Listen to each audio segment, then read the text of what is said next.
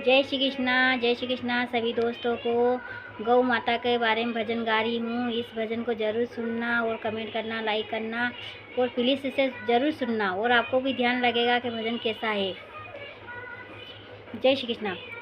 भारत में सबसे बड़ी गौ माता में तो मर जाती। भारत में सबसे बड़ी गौ माता में तो मर जाती। गौ माता के सींगिया ने मोले, गौ माता के सींगिया ने मोले, सींगों में बसे ब्रह्म देवता में तो मर जाती।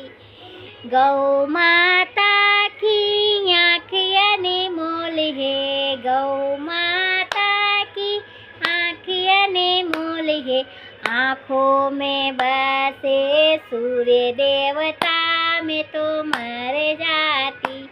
आँखों में बसे सूर्य देवता में तो मर जाती। भारत में सबसे बड़ी गौ माता में तो मर जाती।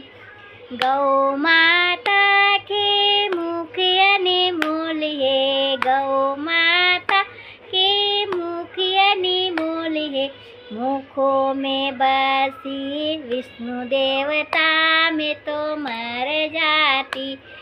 मुखों में बसे विष्णु देवता में तो मर जाती। भारत में सबसे बड़ी गौ माता में तो मर जाती। भारत में सबसे बड़ी गौ माता में तो मर जाती। गौ माता के पीठिया ने मोल है, गौ माता की पीठिया ने मोल है, पीठों में बसे सब देवता में तो मर जाती।